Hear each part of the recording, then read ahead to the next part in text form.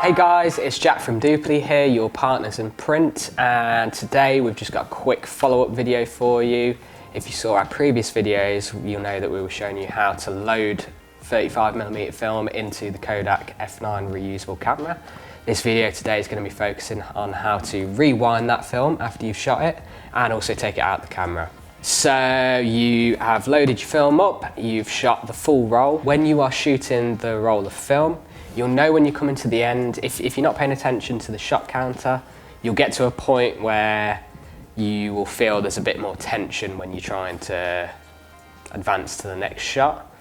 Don't force this. If you force this too hard, it will end up damaging the film. So if you start to feel tension, that's the end of the roll. So what you need to do from there is all the Kodak reusable cameras, they have a film rewind button on the bottom, and this will release the tension and allow you to roll the film back up into its original canister.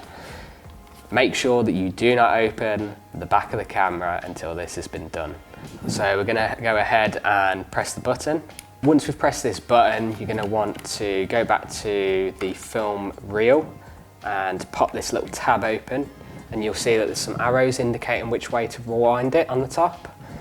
For us, it's clockwise, so we're just gonna go ahead and start rolling this around. Sometimes it might be a little bit easier if you hold down the rewind button. This will ensure it doesn't get caught. So I'm just gonna do this for the whole roll. And it will get to a point where, as you can hear now, you can't hear it being rewound and there's no tension on this anymore. This means that the film has fully been taken back up into the cassette. So from there, just like we did when we loaded up the camera, we're gonna switch the latch on the side of the camera to open up the back, and you'll see it's fully rewound back into there. Last thing you need to do is pull up the film spindle so it releases the film, and that's the film ready to go. So from here, you have the option of processing this yourself if you've got the chemicals and the equipment to do so. It's quite a fun process.